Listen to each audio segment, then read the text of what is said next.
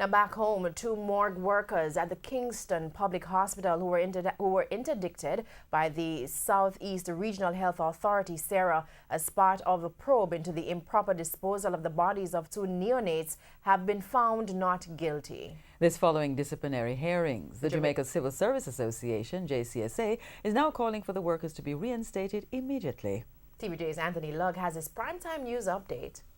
Improper storage, overloading of the refrigerators that store the neonates, and the non-compliance with the procedures manual were among the findings of the probe into the improper disposal of dead babies at the Victoria Jubilee Hospital in May this year.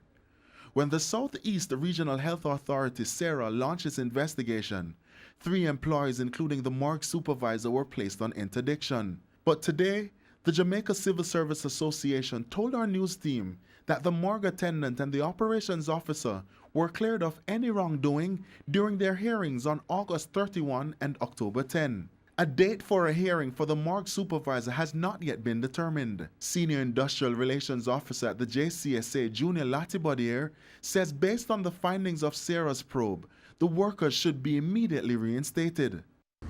The hearing revealed that 90% of what went wrong, these workers are not to be blamed. The blame rests squarely on senior managers. Managers were inadequate in treating with the issues. They were not providing the proper or the requisite tools and equipment for workers to operate in a professional manner. And so now that the thing has fallen apart, these workers at the bottom end are being targeted unfairly. In the meantime, management changes are among the options being considered to address the findings of the probe.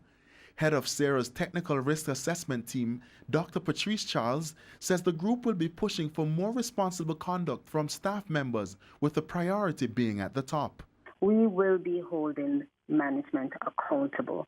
Everything always climbs all the way to the top. And so if we hold those individuals accountable, they must also hold their staff accountable. So it's just a matter of ensuring that what needs to be done is done. And you have to understand that if it's not done, there are 2 questions. Are you capable of doing it?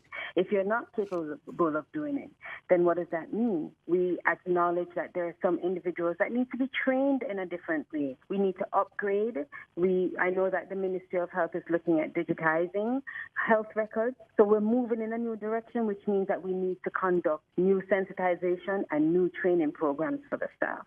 Anthony Lugg, TVJ News.